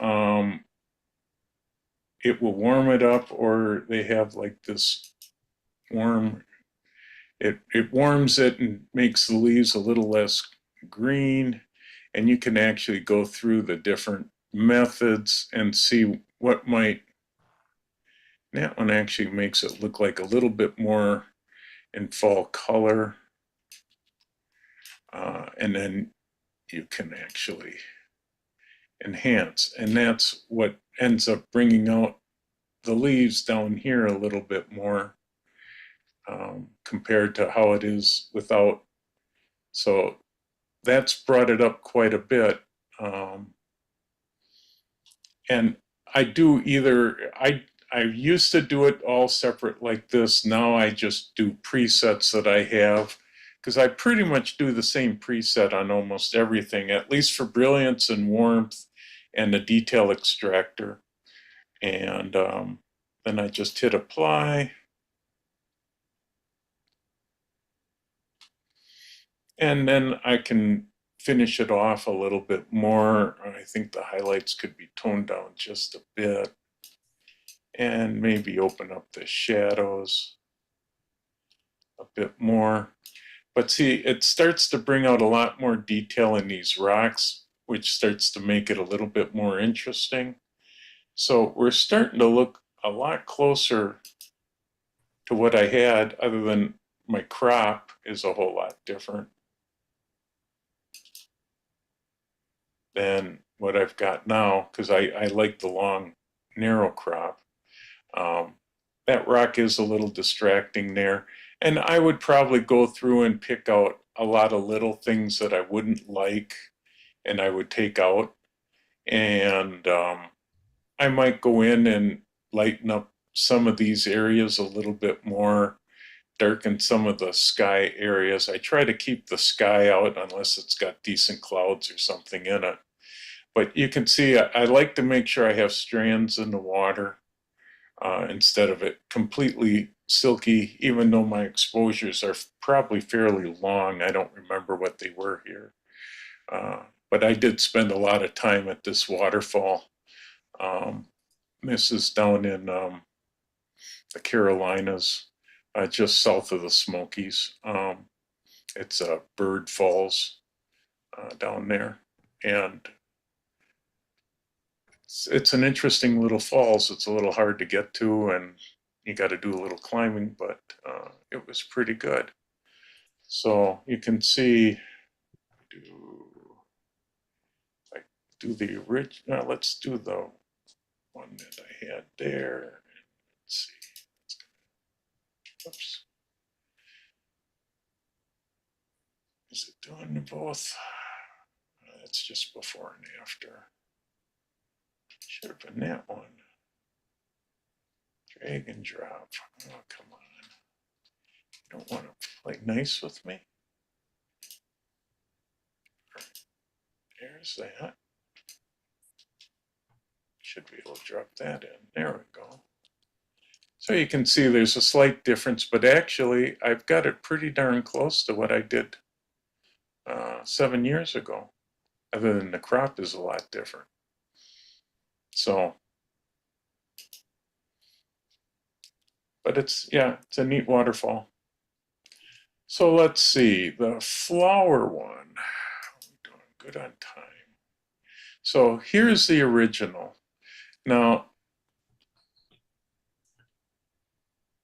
this is the Lightroom version alone. And I was playing with it. I thought I might like it flipped so that this flower was pointing in, but I didn't like the way it looked. And this is my final one that I came up with. I got rid of a lot of the stuff in the water. This part doesn't bother me all that much. I wanted the story of here's what a bud looked like. It turns into this and some of the foliage. And of course, I'm also trying to fill out my 16:9 framing, which is sort of a strange way to create a photo, but it works for all my framing and for my printing. So I do a lot to a photo. This I just did, so I can probably copy it pretty close, but so here's the original that I shot. And again, 16:9, but I didn't need all this stuff on the side. And you can tell from the original that I got rid of a lot of junk that was in the water.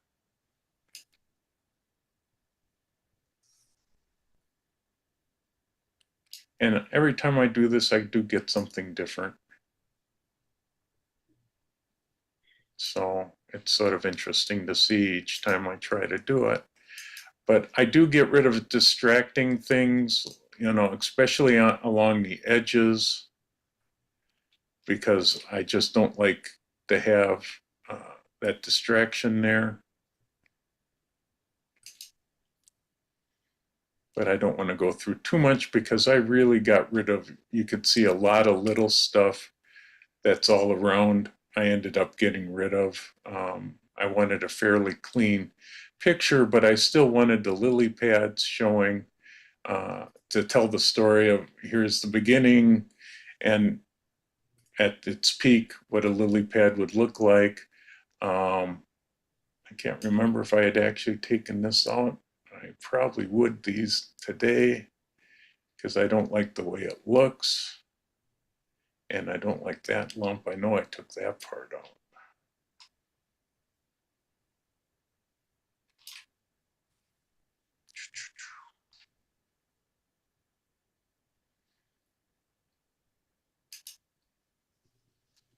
But if I could show you the original, it had a lot Jeff, of stuff. Yeah. Try the the new remove reflections ones. I just tried it. It was pretty amazing. Do you have the updated version?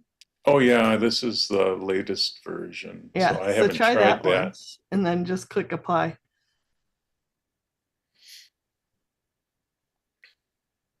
I've been wanting to try it and I thought, hey, I wonder if it would work on this. Yeah, probably would. It did. It did a really cool job. Where'd it go?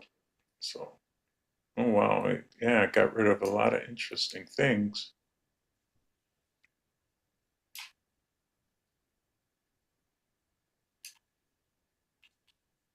It's sort of interesting that it thinks that the reflection of these things, yeah, that would make life easier. It got rid of a lot of some of the distracting stuff.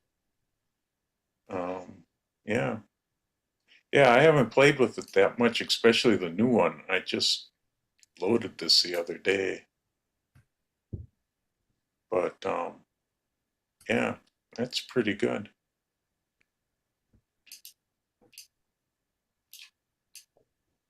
It's interesting that it's getting rid of a lot of the underwater stuff. Yeah. It thinks it's a distraction.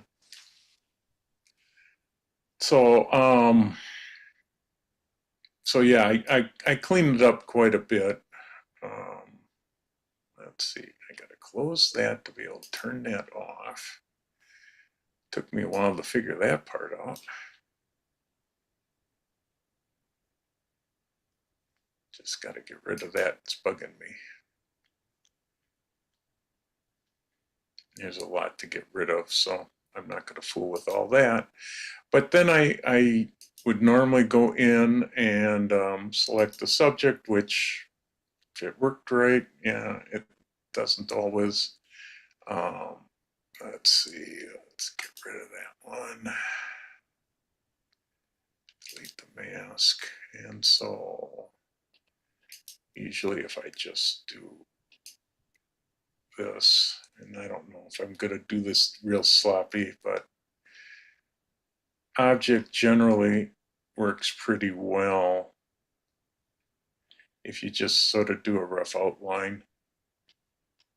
I don't know, that's a little sloppier than I normally would. That was pretty good. Just subtract a little bit with the brush on here. Come on.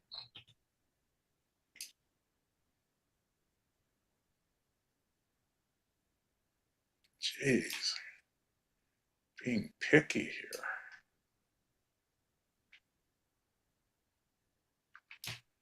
That's good enough for today.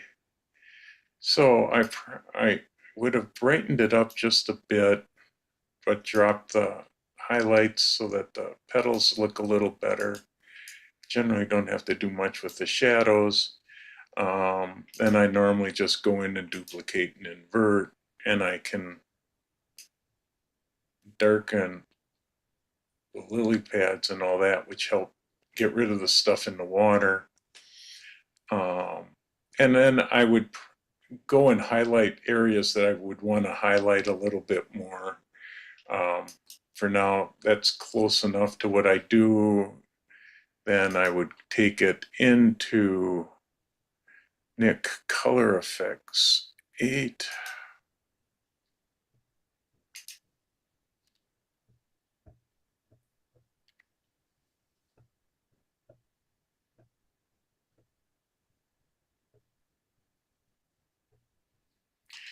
And here, I'm just to make life easier, and I can show you my presets. I have a bunch of presets that I use for different ones, and for the flowers, it's usually Detail Enhancer and Detail Extractor. I also have one that does Midnight, which gives a flower a really dark look, but then it adds a blur, but then I brighten it up all the way. And that gives me a really nice look to the image. So that one's been sort of one of my go-to ones. This is my standard one, which for some reason I got Detail Extractor on. Oh, this one I use for my geodes that I play with, but this flower too is the Detail Extractor and Glamour Glow. Meredith would be so happy with you right now. Who? Hazel Meredith. Oh, yeah. And then Brilliance and Warmth. So it warms it up a little bit. The glow gives it a little bit more of a glow, especially around the edges of the bright stuff. So I have a bunch of different presets, and then I've got one that's sort of all that same stuff plus a vignette. I don't use that one too often because generally, like with this one, the flower is off center, so the vignette doesn't generally work well with that. And then I've got some more crazy ones, which is just Detail and Midnight, which gives a really strange, spooky look. Yeah, that's my rocks one. But this a lot of times, except that the Detail Extractor is just way too strong. So sometimes you do have to bring it back. I don't know what else I have in here that's causing that one to go quite so.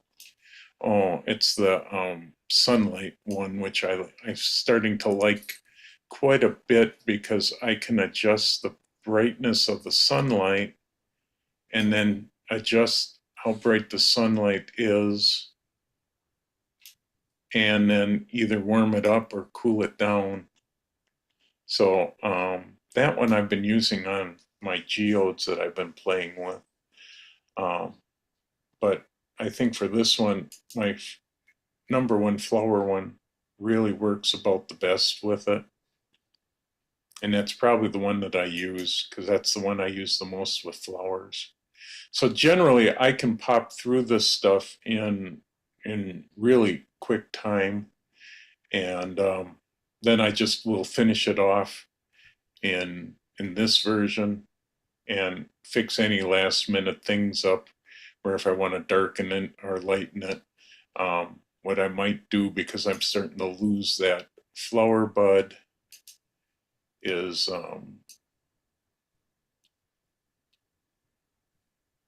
just mask that, and then I can bring that back a little bit so that you can see it. And then if there's something else I'd like to get rid of, which actually I keep looking at it, it drives me nuts, is this little thing there.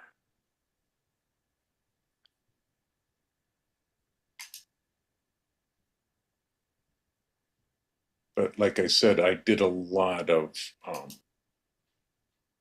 getting rid of all the little stuff floating in the water.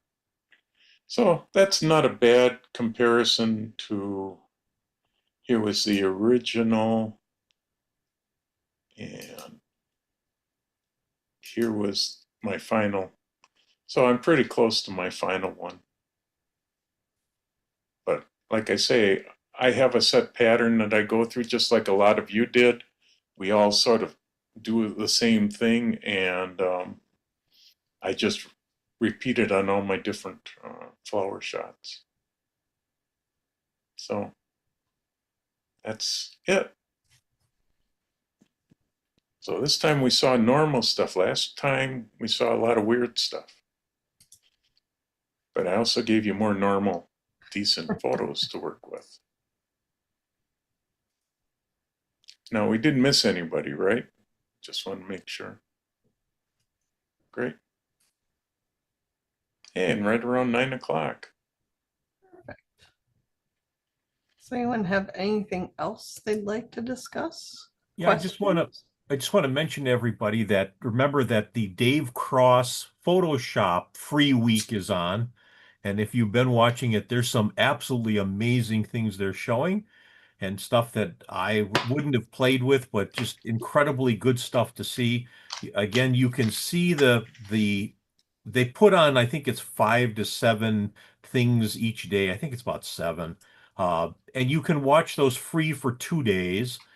Then they disappear. Then you can watch the next set for 2 days and so on. They only play live for free for 2 days. But then if you want to spend the $100, or it's actually $150 now, you can have access forever to these, plus extra things and other stuff. So anyway, if you're interested in that, it's probably worth signing up to get you the free ones and watch the ones you think might interest you.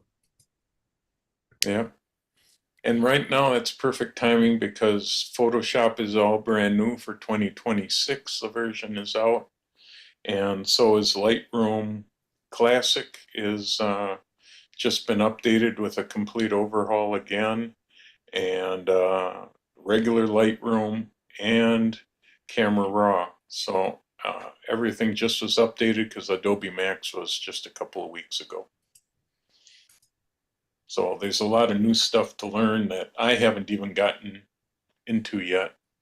I can't wait to try the new culling system that they have brought in to be able to go through your images and get rid of out of focus and bad images in one fairly quick motion.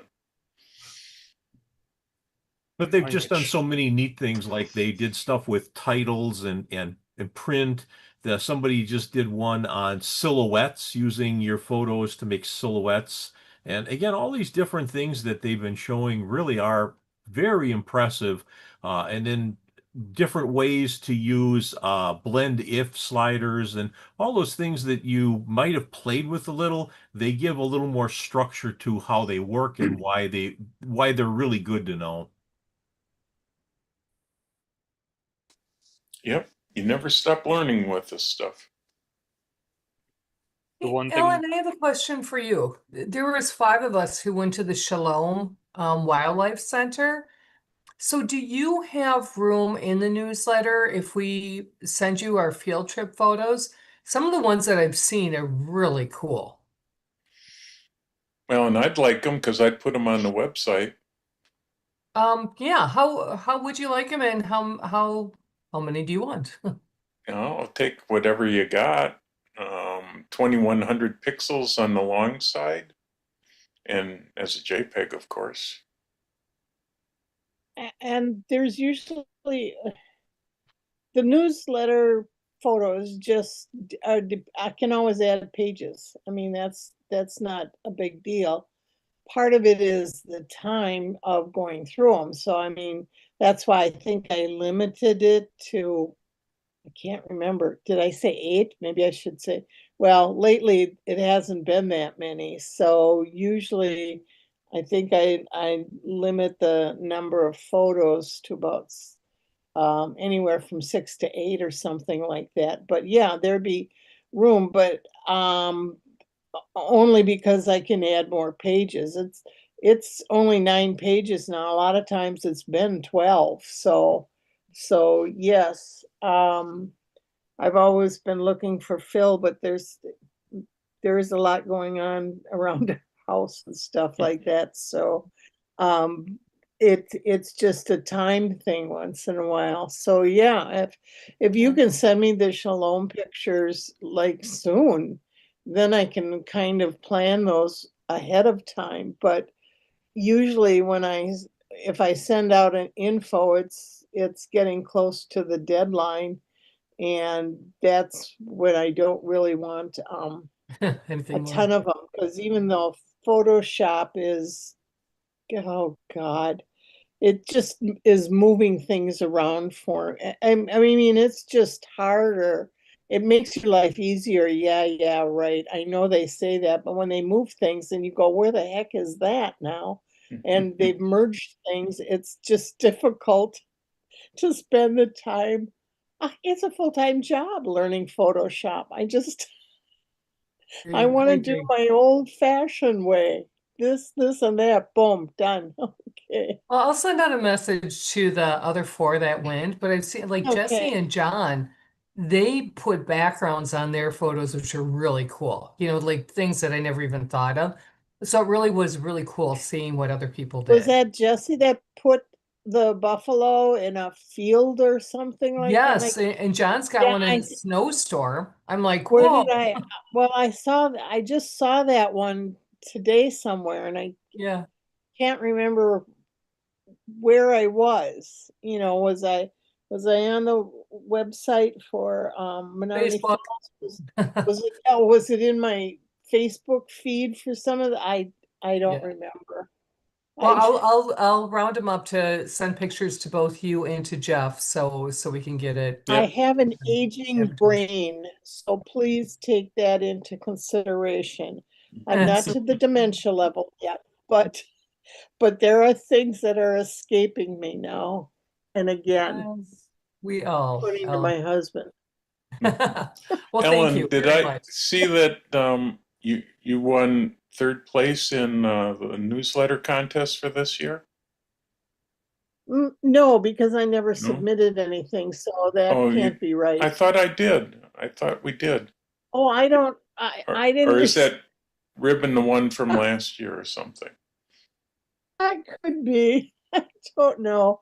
Maybe I'll make up a ribbon and put it at the top. Well, I thought I saw a new ribbon on the front page of the newsletter. I certainly don't remember putting it on there. Maybe it's with the Halloween on the calendar, for November. Disregard that, please, everybody. Okay. I didn't see all the results, so I just know how my newsletters had done. And I thought I saw a new ribbon on there for you, but okay. Well, I'm not sure unless you submitted or I probably submitted it for you. If I believe, but who knows? The other question, I guess, yeah. The other question, I guess, is to Brian and the rest of the group. We're meeting December at 6 o'clock, right? Wait, I think it's early for photos. Group photo. 5:45. Yeah, group photo at 6 o'clock. Because we have to be out of there at 6. Let me look it we up. normally have to be out of the gym. If we can even be in the gym, I'll work that out with Brian. So really you should show up at like 5:30, 5:45. Right. That's for setting up, and then 5:45 to 6 is the group photo. Right. But there must be another group coming in about 6 o'clock. So we just, it's in the gym. It's in the gym. That's not a question. Right. Yeah, so we'll shoot the group photo in the gym again, and I'm going to shoot the photo, and I'll bring some lights and that. So I'll probably be there early. I'll coordinate Brian with you on that. Oh, okay. So we won't get to see Clint run from one end to the other to get back into the photo this time. So I guess not this year, but I could still do it for. No, you'll see me run in and out. Actually, I have a wireless remote that I use. So. So, and we're doing the print judging too there then? Yeah, we need to do the print judging somewhere, probably where we eat. We just need a bunch of the pizza. Wait a minute. We did that before the pizza. Yeah. Do we want 2 tables for the prints? Well, we need enough tables, Brian, actually for 100 prints. Will you tell me how many tables that is? I don't know. Ken, how many tables did you guys use last year? We used 2, I believe. I don't know. Because I wasn't there, so I can't tell you how you did it. Yeah. I don't remember. It might have been 3. I honestly thought it was more than 2. Yeah, I thought it was 4. 4 seems to ring a bell in my mind. Yeah. I thought 4 as well. Okay, I'll get 4 tables. Okay, thank you. Okay. And I'll work with you, Brian, just to make sure we got everything we need for that group shot. So. Okay. So all that info will be in the newsletter, but just want to remind everybody to come early so that we can get the group shot set up and shot so we can get out of there by 6 o'clock, because I believe Yes. they have something going on at 6. Yes. In the gym, yeah. In the gym. And we'll Correct. just all And I move. think, so I think we just moved up the time from 6 to 8, because that seems to be about the time when people were, well, we start cleaning up about 8. So we're flexible. We swing with whether people deliver pizzas or not. There's always Well, we got to judge 100 prints, and everybody's got to go and judge them. So that takes a little bit of time all by itself. So that can be done while we're waiting for food. It seems to have worked out pretty well, I think, in the past. So nobody's ever really gone hungry and we've gotten the once people know which sheet to start with, that's for sure. Okay, because there's color and black and white, right? Yeah. Yeah. And then we do need to clean up after ourselves. Yeah. I always ask that, yet there's soda bottles left behind, and so please help us with cleanup. I'll remind folks, and I think we bring garbage bags too, just because. Yeah, we need to bring some garbage bags, so to haul that out to the dumpsters and back. I'll bring some big ones that I have. Okay. Okay, so what time should we have the pizzas ready to pick up? I think we had it at 7 o'clock. Okay. All right, so that's important for Bernard then. They should be ready by 7, and then we'll pick them up. Pick them up, okay. Okay.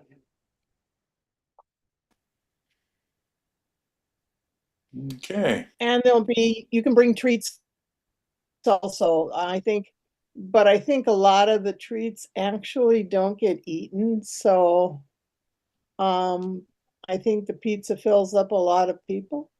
Oh, speak for yourself, Ellen. They get eaten. Oh, Yeah, I was gonna say, like, I remember having some snacks. yeah. We'll find a way. We'll find a way to deal with those. Okay. All right. All right. Anything else? If not, call them a night. Yeah, I look forward to seeing you at the Bye. Christmas party. All right. Bye, everyone. Yes. Take care.